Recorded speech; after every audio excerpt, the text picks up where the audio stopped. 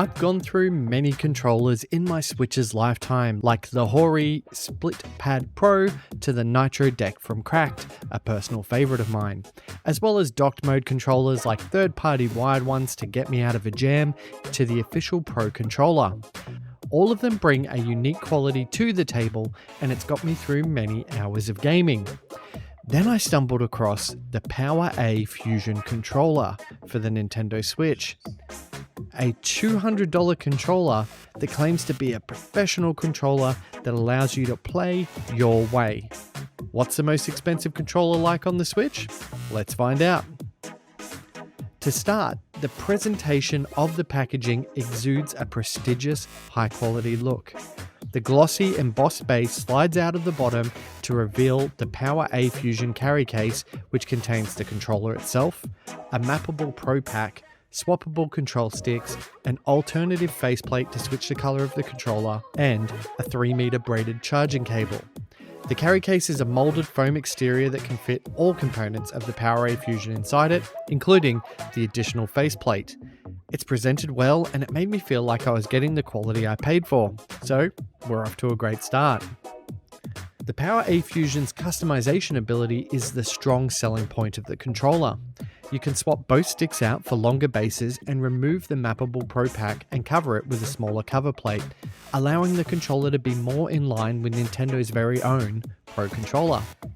What sets the PowerA Fusion aside, however, is the inclusion of a 3.5mm headphone jack, which can be used when the controller is in USB mode. And this feature was almost exclusively only available on PDP's range of face-off controllers.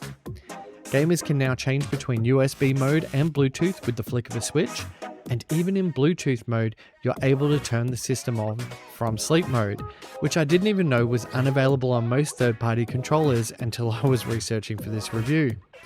The other main feature of the PowerA Fusion is the mappable Pro Pack, a set of 4 paddles that sit firmly on the back of your controller, much like the Xbox Elite series of controls.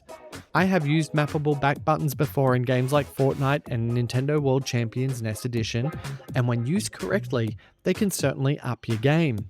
With all these features, it's baffling that they left out a feature that's standard on even the cheapest third-party controllers, and that is any form of rumble.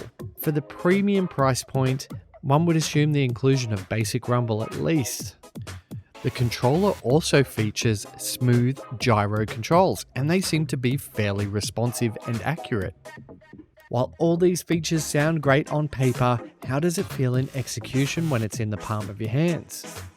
The controller feels solid in construction, even more so than the Nitro Deck, which is another premium controller option. Its build quality feels similar to the Xbox Elite controller, with molded, rubberized grips, solid and well-engineered thumbsticks, and buttons that have the same satisfying click as that of a mechanical keyboard. The ZL and ZR buttons are pointed in an almost triangular shape, leaving less surface area to press, which may divide some gamers. It took a bit of getting used to at first, and I'm still a little bit on the fence about how these buttons feel in particular. Another potential bugbear is the mappable Pro Pack itself, which has rather prominent pedals. I personally like the feel of them, as my Elite controller felt like they were too flush with the design, whereas the PowerA Fusion has them protruding outward slightly. Some gamers may not like this though, and removing the mappable Pro Pack is a simple task should you wish to do so. All of this means nothing though if the controller doesn't have some decent response times and accuracy. So, how does it stack up? I'm pleased to report that the PowerA Fusion feels great for gaming, and I experienced 0 hiccups during my playtest. I couldn't tell the difference between USB mode and Bluetooth, and there was no input delay when playing games like Fortnite, Ace Combat 7, and Nintendo World Championships. Analog sticks were accurate, aiming felt precise, maneuvering a jet through a canyon felt responsive, and in general, the PowerA Fusion felt better than any of the other controls I've tried in my time. Retailing at $200 Australian, the PowerA Fusion asks for a lot of your hard-earned money. In return, it gives you a very solid and high-quality build that's both comfortable and responsive. Not a single thing about the controller feels cheap, from the box it comes in to the controller itself. There's no question about the value for money for what you do get inside the package. Instead, the value really comes down to what it's missing in the sense of rumble.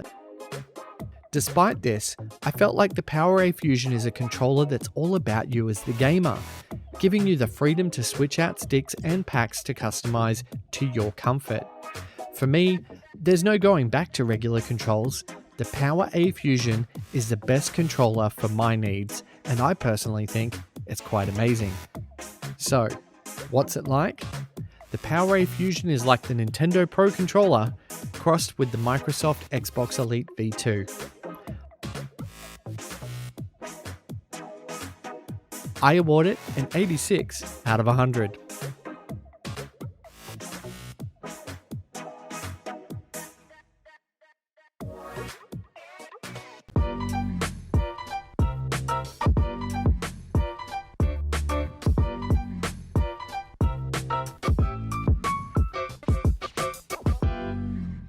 Thanks so much for watching my video. I hope you enjoyed it. The best way you can support me is to like and subscribe and continue watching my content if you enjoy it. But if you do want to go that bit extra, you can buy me a coffee or join our Patreon, which shows you behind the scenes of this channel.